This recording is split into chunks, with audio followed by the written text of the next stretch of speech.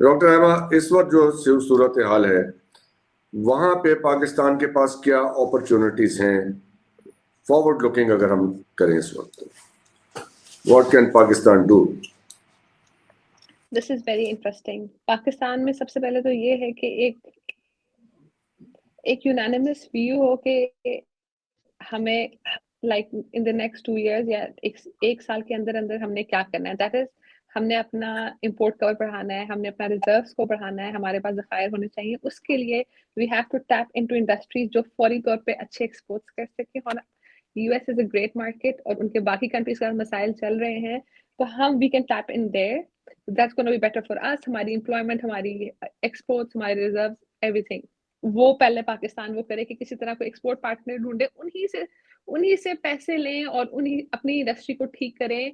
And I think IT, because IT is flourishing world wide, बहुत advancement हो चुकी है, लेकिन जो पुरानी टेक्नोलॉजी उसकी भी तो कोई यूजेज होगी ना। थर्ड वर्ल्ड कंट्रीज और भी हैं, उनको मार्केट्स बनाए, ईस्टर्न अफ्रीकन कंट्रीज हैं, इस तरह से एक तो आईटी के सेक्टर में एक्सपोर्ट्स और एक अपनी तरफ से एग्रीकल्चर और जो कॉटन एक्सपोर्ट है इसको बढ़ा सकता है फॉर द शॉर्ट टर्म के, एक बिल्कुल स्टेरॉइड टाइप लगाएं। उसके अलावा Pakistan has to play very very politically.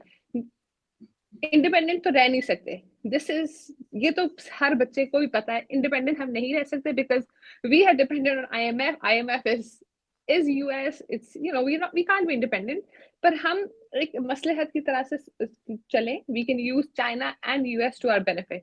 देखिए, चाइना के साथ जो हमारा आईपीपीस का मसला है उसको रिजॉल्व करें ताकि हमारे डेट पेमेंट्स कम हो। जो हमारे बहुत गहरे और मीठे ताल्लुकात है चाइना के साथ, उससे हम अपनी डेट रिस्ट्रक्चरिंग करें। पिछले 2-3 साल से डेट रिस्ट्रक्चरिंग हो रही है और चाइना ने हर दफा पुट अस डाउन कि वो 3% पे दोबारा डेट रिस्ट्रक्चरिंग नहीं करेंगे। ऑलरेडी हम 65% of the GDP is going towards interest payments, so we need to sort that out. और हम उसको गन पॉइंट पे तो रिजॉल्व नहीं करा सकते, we have to do it through, you know, like a cost benefit. उनके लिए क्या बेनिफिट है चाइनीज के लिए, पाकिस्तान हम उनको सिक्योरिटी फराहम करें।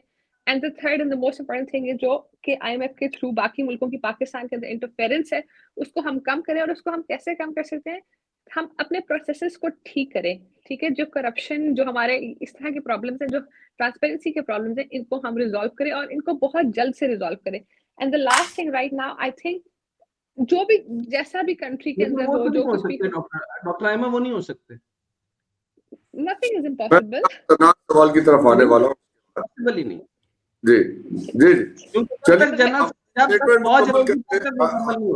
going to put a very critical question here। यहाँ पे सवाल ये है डॉक्टर साहब, जो आपने हिस्ट्री का बैकग्राउंड दिया सर, वहां पे एक चीज मैं ऐड करना चाहूंगा जो कि हुई और वो हमारे गले पड़ी सर, वो थी पैन इस्लामिज्म की पॉलिसी, जिसको परवान चढ़ाया भुट्टो साहब ने। ये 71 और के बाद का सारा जो खेल शुरू हुआ, 74 में समिट हुई लाहौर में, इस्लामिक समिट हुई, उसके बाद फिर ये जहाज शुरू हो गया। यही अमेरिका उस पे लाया ये भी तो देखना पड़ेगा ना। भुट्टो जो थे वो कम्युनिस्ट थे, उनको जो है ना उठाकर आपने सर उनका जरा एवोल्यूशन सुन लें। वो कम्युनिस्ट से सोशलिस्ट हुए, सोशलिस्ट से इस्लामिक सोशलिस्ट हुए, 60 पेजेस की तकरीर लिखी और थीसिस दिया कि अब इस्लामिक सोशलिज्म होगा, और जबरदस्ती आपके फौजियों ने उनको इस मुसलमान कर दिया।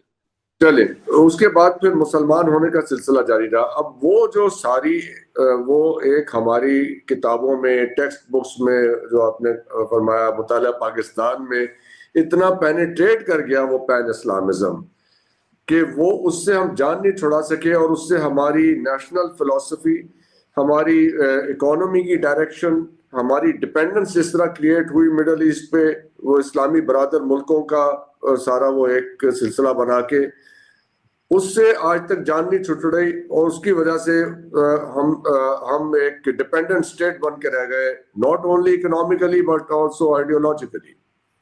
इस पे बताइए, ये जो प्रॉब्लम क्रिएट हुई हमारे लिए, इससे अब आगे निकलने का रास्ता क्या है इसमें? मैं सर अभी तारीखी तौर पे अभी पूरे मुकम्मल तरीके से मैं आपको बात बता नहीं सकता, लेकिन मैं अभी सोवियत अफगान जंग और पाकिस्तान अमेरिकी गठजोड़ 1980 की दिहाई, फिर उसके बाद में जनरल ज़ियाउल हक के दौर के ऊपर मैंने बात करनी की थी कि पाकिस्तान को अरबों डॉलर की इमदाद और जदीद असला और खुफिया एजेंसियों के ताउन के जरिए अफगान जिहाद में हमने किरदार अदा किया। अच्छा, अगेन दोबारा से हम जो है वो आंख का तारा बन गए अफगान जिहाद पे, ठीक है।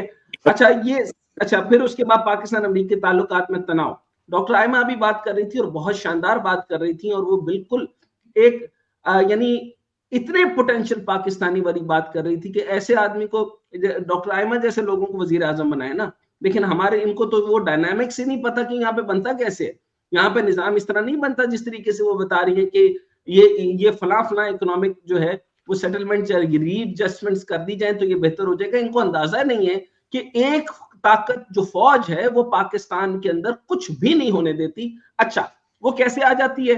वो ज़ियाउल हक को भी फौजी बना देती है, वो भुट्टो साहब को भी फौजी बना देती है, वो जरदारी को भी फौजी बना देती है, वो नवाज शरीफ को फौजी बना देती है, और जब तक उसको अपने पास रखती है वो इमरान खान को भी फौजी बना देती है। जब तक वो बाजवा का दोस्त रहता है तब वो ठीक रहता है, जैसे ही वो बाजवा का दोस्त नहीं रहता वो गद्दार हो जाता है, और इसके बाद फिर वो हम गद्दार हो जाते हैं।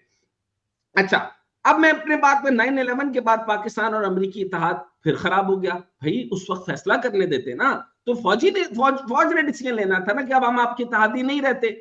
अच्छा, इत्तेहाद उस वक्त, जब मुझे ये बताइए कि जब ये फैसला हो रहा था और हेनरी किसिंजर ने यानी भुट्टो के जरिए आपको अमेरिका और चाइना के ताल्लुकात बनवा दिए और उनको कहा कि ये अब जो है वो न्यूक्लियर ताकत तो बन रही है, मुझे लगता है ये और बड़ी ताकत भी बन जाएगी। और माओ एक आइडियोलॉजिस्ट है, एक बहुत बड़ा विजनरी है, ये खाली यहां नहीं रुकेगा, ये अपनी कौम बना लेगा, और 1.4 मिलियन जो है वो तुमसे सामने नहीं जाएंगे। ये सारे के सारे एक जहन के होंगे। ये पाकिस्तान की तरह जो है ना वो, ये कोई वहाबी है, कोई सल्फी है, कोई यानी सफेद पगड़ियों वाला है, कोई लाल पगड़ियों वाला है, ये सिर्फ मजहबी अमूर में नहीं जो हर जाए रहते। ये तो विजनरी आदमी है जिसने मईशत की बुनियाद के ऊपर एक बहुत बड़ा चाइना बनाना है। हेनरी किसिंजर ने कहा कि इसको प्रोडक्शन हब बना दो और इसके पास इसकी लो कॉस्ट लेबर को यूज करो और इकोनॉमीज ऑफ स्केल में इसको इतना बड़ा कर दो कि तुम्हारी जिन चीजों को, सुई धागों और छोटी छोटी चीजों को तुम नहीं देखते ना, तुम लोग तो एआई और बड़ी बड़ी चीजों पर प्रोडक्शन देख रहे हो। ये छोटी छोटी चीजें जो रोजमर्रा की है ना, ये हमारी पूरी कौन करेगा? तो उसने अमेरिका को समझाया और चाइना बड़ा से बड़ा होता गया, तमाम पॉलिसीज उनके हक में होती रही। आपने देखा कि 79%, डॉक्टर आयमा मेरी बात से एग्री करेंगी, 79 to 89% दुनिया का कोल खर्च हुआ, पावर प्रोजेक्ट्स यूज हुए, तो बिगेस्ट प्रोडक्शन यूनिट्स वहां पे बनते रहे बगैर किसी हिंड्रेंस के। अच्छा, अब सवाल यहां पे पैदा होता है कि किसने अमेरिका पाकिस्तान की मदद में से चाइना को, यानी हेनरी किसिंजर ने पाकिस्तान को यूज करते हुए चाइना को मजबूत किया। आज हम उसी मदद से चाइना और अमेरिका को दोबारा वापस नहीं लाके दे सकते। हम उसी तरह उसी स्टेज पे खड़े हैं, हम बिल्कुल उसी स्टेज पे खड़े हैं। लेकिन मेरा सवाल आपसे, मेरा सवाल यहां पर यह है कि पाकिस्तान को अब मैं सवाल रखूंगा, उसको फिर बाद में एलैबोरेट करते हैं। पाकिस्तान को अलाइनमेंट पॉलिसी सूट करती है कि नॉन अलाइनमेंट पॉलिसी? चलिए, मैं डॉक्टर आयमा आप जवाब दीजिए इस बात का, फिर मैं मेरा जवाब पहले ले लें। जी सर, मेरा जवाब अगर लेना चाहते हैं मैं आपकी बात का जवाब मैं दे दूं। जी डॉक्टर आयमा आप दे लीजिए। नहीं, बिल्कुल अलाइन करना चाहिए within the bounds of the international politics, और लेकिन Pakistan can not have an individual sovereign policy, I am afraid, not in the coming 10 years, but further than that अगर आज से हम करेक्टिव एक्शन ले तो further than that we can. अगर आपकी डिपेंडेंसी इतनी ज्यादा होगी तो obviously you have to be aligned to either A or B group of whatever thoughts.